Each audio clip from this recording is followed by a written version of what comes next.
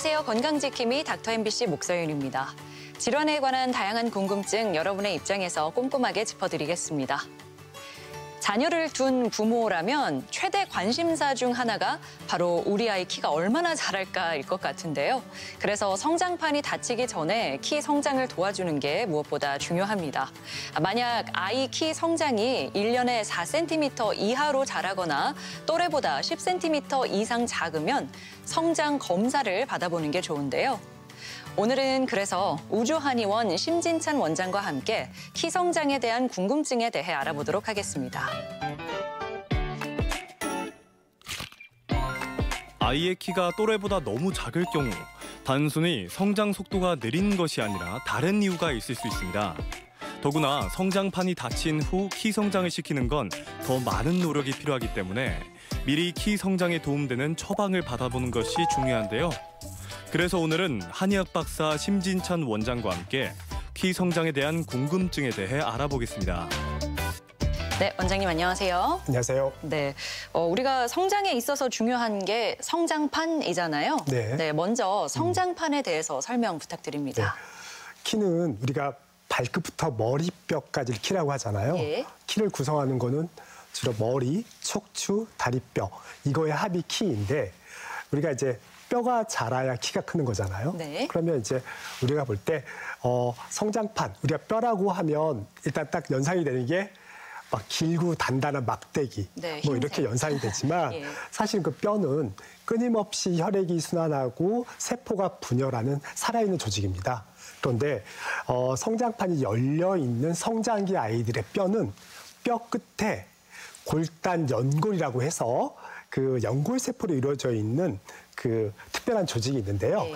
그 연골세포에서 엄청나게 세포 분열이 일어나서 뼈세포가 자라납니다. 네. 그래서 자라난 뼈세포가 점점 아래로 밀리면 그 자라난 뼈세포가 단단하게 굳어지고 그러면서 새로운 뼈가 점점 쌓이고 그래서 길이 성장이 이루어지는 그래서 뼈의 길이 성장이 이루어지는 뼈의 끝에 있는 말단 연골을 우리가 성장판이라고 의학적으로 말하고 있습니다. 네, 사실 이 성장판이 그렇다고 우리 몸 모든 곳에 있는 것은 아니잖아요. 네, 그 우리 몸에 있는 길다란 뼈 끝에는 성장기에는 성장판이 다 있습니다. 네. 네, 그래서 우리가 볼 때 뭐 손가락, 네. 발가락, 손목, 발목, 팔꿈치, 뭐 무릎, 고관절, 척추, 심지어 쇄골, 어깨뼈까지도 성장판이 다 있어요. 그러니까 모든 관절에는 있다고 봐야죠. 네. 네. 그래야 이제 몸이 골고루 자라니까요. 네. 하지만 성장판이 닫히는 순서도 좀 다릅니다. 그래서 일반적으로 볼 때는 발목, 무릎, 고관절, 척추 이런 수로 다치기 때문에 우리가 이제 성장판 손이나 무릎을 찍어봤더니 성장판이 거의 닫혔거든요. 네. 그런데도 조금 더 키가 큰 이유는 이 성장판이 맨 마지막까지 자라요. 그래서 척추가 맨 마지막까지 자라기 때문에 성장판은 그렇게 닫힌 순서도 차이가 좀 있다고 생각하시면 되겠습니다. 네, 알겠습니다. 그러면 뭐 발목 쪽이 다쳤다고 해서 너무 절망할 필요는 없을까요? 그렇죠. 네, 네. 네, 그렇습니다. 그나마 다행인 것 같은데. 무릎이 좀 다쳤어도 예. 또 뭐 1, 2년 사이에 또 좀 척추에서 더 자라는 경우도 있으니까 무릎 성장판이 다쳤다고 해서 너무 실망하지 않으셔도 될 것 같습니다. 네. 네. 이렇게 성장판이 닫히는 시기가 달라도 결국에는 다 이제 마무리가 되기 마련인데요. 그렇습니다. 네. 이 시점을 보통 우리가 언제로 보고 있는 건가요? 보통 이제 성장판은 대부분 남자 아이들은 보통 17세, 여자 아이들은 15세에 대부분 다친다고 보는데 아까 말씀하신 것처럼 척추라든가 이런 것들이 미세하게 조금 더 클 수도 있으니까 저희들이 볼 때 일반적으로 여자는 17세, 네. 남자는 20살. 그때가 인생에 있어서 가장 키가 큰 시점이라고 볼 수 있겠습니다. 네. 물론 또 개인 차이도 좀 있을 수 개인 차이가 있겠죠? 큽니다. 네, 그렇습니다. 네. 보통 뭐 군대 갔더니 키가 좀 더 컸다 뭐 이런 이야기 하는 사람들도 맞습니다. 있더라고요. 그런 경우는 좀 요새는 드물지만 과거에는 영양 상태가 안 좋으니까 네. 사춘기 자체가 늦게 와서 군대나 대학교 가서 심지어 뭐 장가 가서도 컸다는 분이 있지만 지금은 대부분 사춘기가 빨리 오고 사춘기가 빨리 오면 대부분 성장판이 몇 년 후에 다 닫히거든요. 네. 그래서 지금은 군대 가서 크는 케이스는 많지 않지만 하지만 유전력이 좀 있습니다. 키가 크신 분들한테 많은데 성장판이 오래 열릴수록 키가 더 많이 클 거 아니에요. 네. 그래서 아빠나 엄마가 되게 키가 컸다든지 네. 그런 분들은 조금 늦게까지 성장판이 열려 있어서 간혹 군대 가서 조금 군대 빨리 간다면 크는 경우도 있지 않을까 생각합니다. 네, 이게 성장판이 닫히는 시기가 자신의 그 영양 상태와도 좀 관련이 있나 봅니다. 그렇습니다. 네. 네네. 그럼 지금 나의 성장판이 닫혔는지 열려 있는지를 확인할 수 있는 방법이 있는 건가요? 네, 뭐 성장판을 눈으로 볼 수 있는 방법은 현재로서는 엑스레이가 제일 정확하죠. 네. 그래서 성장판이 열렸는지 닫혔는지 궁금하면 대부분 엑스레이가 있는 병원에 가서 찍어 오시는데요. 네. 일단 대부분 제일 많이 보는 곳은 초등학생들 손을 찍습니다. 네. 그리고 경우에 따라서 필요하다면 무릎이라든지 고관절 이런 부위까지 찍어 오는데요. 특히 손을 찍는 이유는 이 손에 있는 뼈의 모양과 이 손에 있는 관절에 있는 성장판을 체크하면 우리가 소위 말하는 골 연령, 뼈 나이를 측정할 수가 있어요. 네.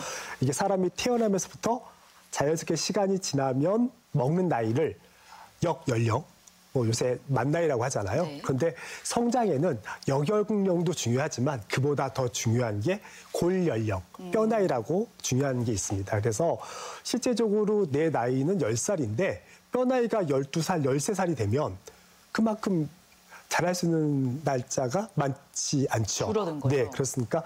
그래서 아이들 성조숙이 있다든지 성장 부진이 있다든지 할 때는 이 뼈 나이를 계산하는 방법, 그 계산하는 수치가 상당히 임상적으로 큰 의미가 있고요. 사춘기가 좀 지났다, 시작이 됐다 하는 아이들은 이 손목만 가지고는 조금 부정할 수도 있어서 그때는 이제 무릎이라든지 고관절의 그 성장판 상태도 같이 체크하는 경우가 있습니다. 네. 이게 어쨌든 엑스레이상 그냥 육안으로 확인이 가능한가 보군요. 네네네. 과거에는 이제 그 눈으로 이렇게 그림을 그 제일 비슷한 모양을 체크해가지고 계산하는 방식을 썼는데 지금은 이제 컴퓨터가 엑스레이 사진을 스캔해서 자동적으로 계산해서 나오는 그런 방법도 개발되고 있습니다. 네. 안타깝게도 한 번 닫힌 성장판은 다시 안 열리죠? 아, 네, 그렇습니다. 네.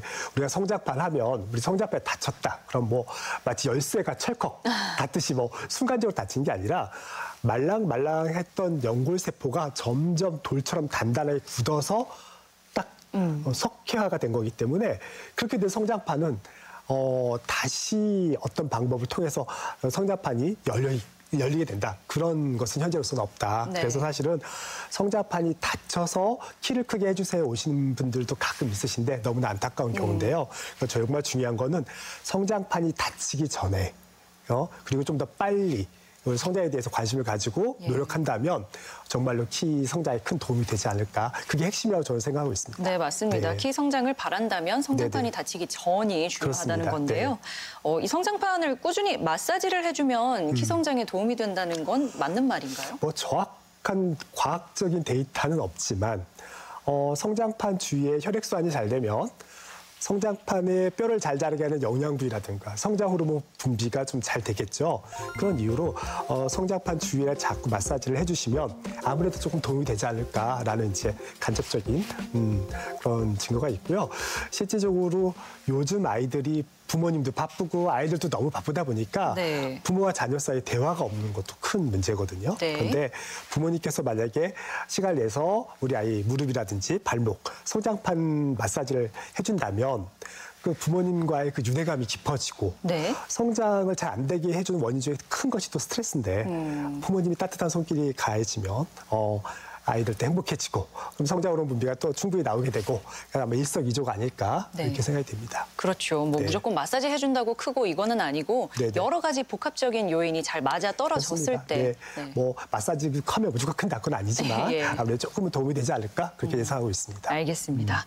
그런데 이 어린 나이에 뭐 사고라든가 혹은 실수로 뭐 성장판이 만약에 다쳤잖아요. 네. 이런 경우에는 아무래도 키 영향에 안 좋은 영향을 미치겠죠? 예, 뭐 드문 사례긴 한데 이 성장판 교통사고라든가 큰 사고로 인해서 성장판을 다쳤다. 네. 그런 경우에 이제 두 가지 가능성이 있겠죠. 대칭적으로 만약에 양쪽 발목, 양쪽 고관절을 동시에 다쳤다. 그러면 그 성장판이 다쳤기 때문에 확실히 성장 부진이 생깁니다. 예. 그러면 키가 안 자라겠죠, 잘. 네. 그런데 반대로 한쪽 발목이나 한쪽 고관절만 다쳤다. 네. 그러면 그쪽 발만 안 자라겠죠. 네. 그런 경우는 어떻게 되겠어요? 다리 길이가 짧아지니까 예. 좀 절룩절룩 걸 수밖에 없겠죠. 네, 그래서 성장판은 정말로 큰 사고, 뭐 충격에 의해서 다칠 수도 있지만 예. 일반적으로 우리가 아이들이 운동을 하다가 엄마 나 발목 삐었어요, 발목 다쳤어요, 무릎 다쳤어요, 뭐 이 정도의 충격으로 성장판에 큰 장애가 올 정도로 그렇게 손상이 있는 경우는 거의 없다 보시면 될 것 같습니다. 그럼 그냥 일반적으로 아이들이 생활하면서 다치는 정도는 네. 성장판의 부상까지 걱정할 건 아니군요. 그렇습니다. 네네. 알겠습니다. 이 질문이 좀 중요할 것 같아요. 네. 우리가 성장판을 최대한 느리게, 늦게 다치게 하기 위해서는 어떤 네. 걸 할 수 있나요? 아까 말씀드렸지만 성호르몬이 분비가 되면 성장판이 다치기 시작하거든요. 그러면 성호르몬이 좀 천천히 나올수록 좋겠죠. 예. 그러면 한마디로 사춘기가 제때 적당한 시기에 올수록 도움이 될 건데 그러면 성호르몬이 빨리 나오지 않게 하는 가장 중요한 거는 제가 볼 때는 지금 현재 아이들한테 제일 중요한 건 적정한 체중 관리입니다. 네. 그 체중 관리를 해주는 것들이 결국은 뭐 지나치게 단 간식을 안 먹는다든지 인스턴트 식품 적게 먹는다든지 꾸준히 운동을 해준다든지 스마트폰을 적게 보게 한다든지 이런 습관인데 결국 그 습관 자체가 키를 잘 크게 하는 생활 습관하고 거의 동일하거든요. 그러니까 지금 사춘기가 빨리 오지 않게 하는 집에서 할 수 있는 가장 일반적인 핵심은 아이들 체중이 지나치게 비대하지 않은지 그러니까 뚱뚱하지 않게 해주신 것이 가장 중요하겠습니다. 네. 보통은 부모가 아유 이제 우리 아이들 지금 자라는 때이니까 많이 먹어도 되고 네. 뭐 뭐든 먹고 싶은 대로 먹어라 뭐 네네. 이렇게 좀 권장하는 그런 분위기도 있는 것 같은데요. 네네네. 그게 그러니까 비만 상태에만 이르지 않으면 성장에는 괜찮은 걸까요? 맞습니다. 아이가 뭐 1년에 5에서 6cm 정도 잘 자라고 예. 뭐 체중이 정상 범위 안에 있다면 네. 뭐 그렇다면 그 문제되는 게 아니니까 그대로 먹으셔도 됩니다. 다만 이제 잘 먹어야 잘 크겠지라고 생각해서 특히 막 고기 같은 거 뭐 위주로 지방 많은 고기를 너무나 많이 먹인다든지 그런 경우에는 오히려 키로 가는 것보다 오히려 살이 더 찔 수가 있기 때문에 그래서 그런 경우는 조금 주의해 주시는 게 좋겠습니다. 네, 음식을 먹더라도 좋은 음식을 먹는 게 중요한 그렇습니다. 건데요. 고기 이야기가 나와서 말인데 네. 보통 생각할 때 고기 많이 먹어야 크니까 고기 많이 먹어라라고 생각하는 것 같아요. 네, 맞습니다. 근데 사실은 그게 아닌가 보죠. 네, 사실은 이제 고기도 성장 발육에 정말 필요한 음식입니다. 하지만 그 고기가 의외로 요새 먹는 고기들 보면 지방 함량도 높거든요. 그렇죠. 그러니까 고기를 많이 먹고 그걸 먹으면 키가 큰다고 생각하지만 사실은 성장 발육에는 고기 못지않게 중요한 게 미량 영양소인데요. 미량 영양소가 주로 채소, 야채에 많이 들어있어요. 네. 그래서 미국에 있는 3,000명 가까이 되는 미국 학생들 조사를 해봤더니 예. 키가 큰 아이들일수록 미량 영양소가 많은 채소, 야채 섭취율이 높았다는 보고가 있습니다. 그리고 우리나라에서도 조사를 해보니까 키가 작은 아이들 영양 상태 추적을 해보니 의외로 고기는 하루 섭취량 권장량보다 더 먹는데 네. 채소, 야채, 유제품의 섭취는 되게 적었다는 거죠. 그래서 사실은 막 키가 큰다고 해서 고기만 막 그 분량을 많이 해서 먹이는 거는 적절치 않지 않을까 이렇게 생각이 듭니다. 네, 균형적인 영양 섭취가 네, 우리나라 아이들이 아무래도 중요하겠습니다. 채소, 야채 섭취량이 좀 적은 편이니까 오히려 그거에 좀 신경을 써주시는 게 좋을 것 같아요. 네, 알겠습니다. 그리고 뭐 당연한 얘기지만 규칙적인 운동을 하는 것도 성장에 도움이 되겠죠. 그렇습니다.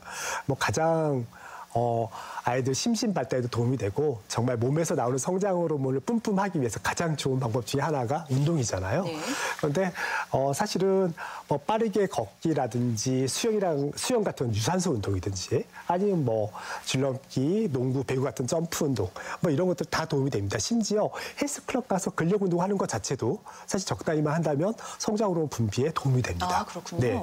다만 요새 학생들이 너무너무 바쁘잖아요. 너무너무 바쁜데 또 매일같이 시간을 30분씩 내서 운동하는 것도 사실 힘든 일이고 그리고 근육은 하루 운동을 해주면 다음날 미세하게 손상이 받으면서 그 근육이 회복이 되면서 근육이 자라거든요. 네. 그렇기 때문에 하루 좀 열심히 운동했으면 다음날 하루 정도는 좀 쉬어주는 것도 좋고 또 뼈에 있는 성장판도 하루 정도 열심히 운동했으면 다음 날은 좀 잘 자랄 수 있게 좀 쉬는 시간도 필요하니까 제가 볼 때는 매일 하는 것도 좋지만 그것보다는 뭐 이틀에 한 번 정도 격일로 하고 대신 운동할 때는 너무 약한 운동은 조금 효과적일 수도 있어요. 그러니까 약간 숨찰 정도로 30분 정도 그렇게 운동을 해주시고요.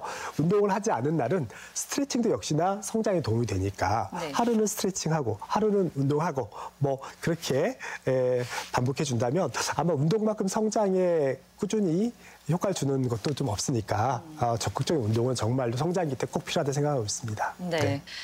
우리 아이들이 자랄 때 보통 키를 규칙적으로 재잖아요. 네네네. 1년에 몇 센티미터 자라는 게 정상 범위일까요? 네. 키는 아침에 재는 게 제일 정확합니다. 네. 그리고 잴 때마다 좀 다르기도 하거든요. 그래서 저희 한의원에 오는 아이들도 3번 재서 그중에 제일 큰 키를 이제 측정을 하는데 네. 그래서 아침 키가 제일 큰 이유는 아무래도 그 척추 사이에 있는 디스크라고 들어보셨죠? 네. 네, 추간판이라고 하는데 이게 섬유 연골인데요. 수분이 많이 들어가 있어요. 그래서 그 디스크가 아침에 일어났을 때 그 수분이 보충이 돼서 팽팽해지니까 이게 디스크들이 늘어나서 키가 좀 커지고 이제 활동을 하다 보면 그 추간판이 이제 쭉 눌리겠죠. 네. 압축이 되겠죠. 그래서 저녁에 키가 좀 줄어 있습니다. 그래서 아침 키하고 저녁 키가 뭐 0.5cm에서 심지어는 뭐 2, 3cm까지 차이가 나는 경우도 있어요. 네. 그래서 정확한 키를 알고 싶다 그러면 아침에 일정한 시간에 키를 재는 게 제일 중요한데 너무 자주 재는 것보다는 3개월이나 6개월에 한 번씩 그 키를 재서 잘 메모해 놓는 습관도 좋겠습니다. 네. 이 3개월이나 6개월마다 키를 쟀는데 네. 변화가 별로 보이지 않는다고 하면 네네. 이제 문제가 있는 거죠. 그렇다고 볼 수 있죠. 네. 이 성장 속도에도 이제 차이가 있어요. 예. 우리가 태어나서 급성장기라는 게 일생에 2번 있는데 네. 이 급성장기를 어떻게 보냈냐에 따라서 내 키에 엄청난 영향을 줍니다. 그런데 첫 번째는 어떻게 할 수 없는 경우가 많아요. 왜냐하면 태어나서 2살까지예요. 태어나서 1년, 2년 사이에 보통 30에서 38cm가 커요. 엄청나게 많이 자라죠.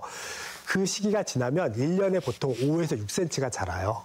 그러다가 여자아이들은 한 10살, 남자애들은 12살 때부터 대부분 사춘기가 오면서 그때부터 급성장기가 이루어지는데 그때 이제 키가 무럭무럭 자라시기 때문에 그때 이제 키를 키워야 되는데 만약에 내 아이가 평균보다 한 5cm에서 6, 7cm 더 작아요. 그런데 사춘기 급성장기는 길어봐야 2, 3년이거든요. 네.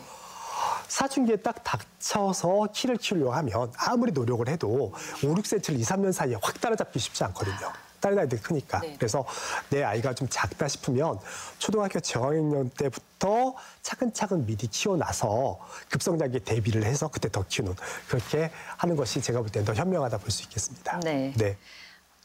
키는 보통 선천적인 요인하고 후천적인 요인으로 영향을 받을 것 같은데요. 맞습니다. 어떤 점이 더 중요할까요? 뭐 학자마다 의견이 좀 다르긴 합니다. 그런데 어떤 분은 뭐 선천적인 영향이 50밖에 안 된다, 뭐 30밖에 안 된다, 뭐 이렇게 하시는 학자도 있지만 일반적인 견해로는 거의 타고난 유전이 거의 70%라고 볼 수 있고요. 나머지 후천적인 게 한 30% 정도 되지 않나 저 개인적으로 이렇게 생각하고 있습니다. 뭐 적게 봐도 30%는 우리가 노력으로 바꿀 수 있다는 거잖아요. 그렇죠. 그 30%가 따지고 보면 엄청난 거거든요. 그래서 비록 선천적인 게 크지만 후천적인 30%도 정말 중요하기 때문에 내가 그런 부분을 제일 잘 활용해서 뭐 그때 말씀했지만 성장에 제일 중요한 게 3대 요소죠.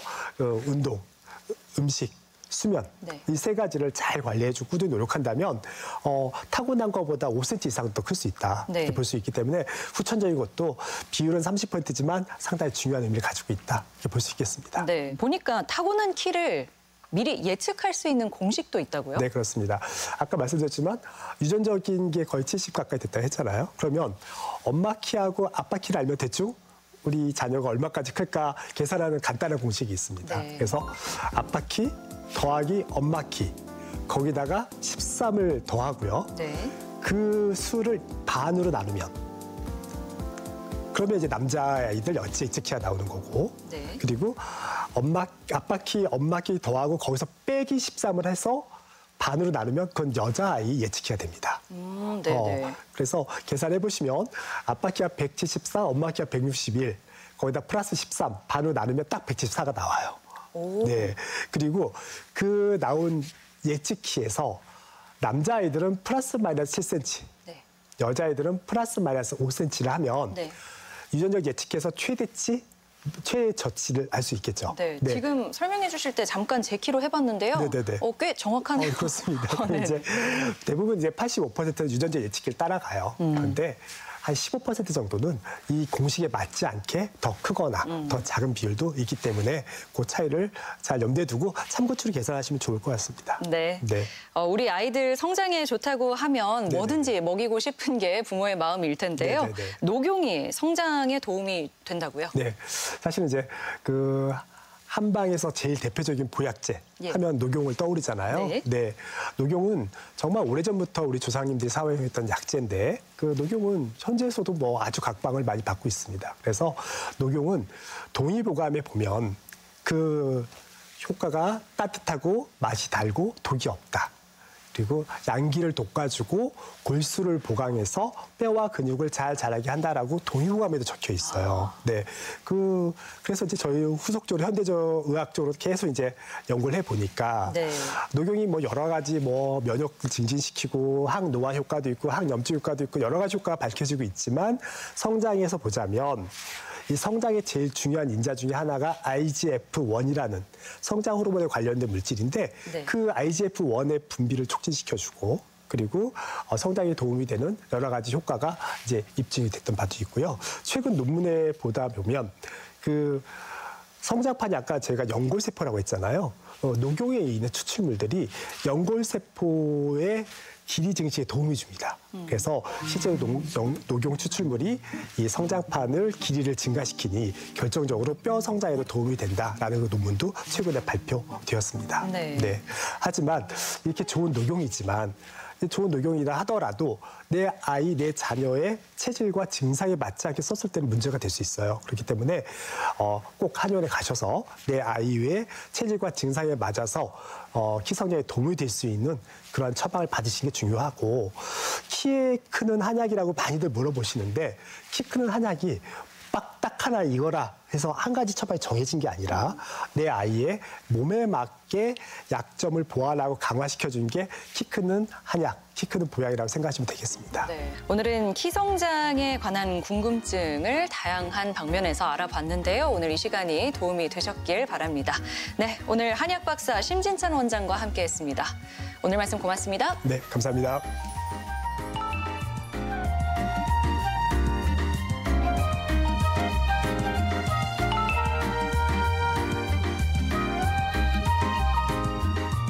유독 입가에 선명하게 생긴 팔자주름은 또래에 비해서 훨씬 더 나이 들어 보이고 인상을 험상궂게 만드는데요. 평소 우리가 무심코 하는 행동들이 이 팔자주름을 더 깊게 만듭니다. 먼저 옆으로 누워서 자는 것보다 반듯하게 누워서 자야 하고요. 빨대보다는 컵을 이용하는 게 팔자주름을 줄이는 방법입니다. 그리고 볼에 바람을 넣는 등 입 주변 근육을 풀어주는 운동도 팔자주름 예방에 도움이 된다고 하니까요. 바로 실천해 보시기 바랍니다. 이 밖에 건강과 관련해 궁금증이 있다면 전주 MBC 홈페이지에 질문 남겨주시기 바랍니다. 오늘 알아본 키 성장과 관련한 궁금증에 대해서 더 알고 싶거나 또 다른 질병에 대해 궁금한 점 있다면 남겨주시기 바랍니다. 닥터 MBC가 여러분의 궁금증 풀어드리겠습니다.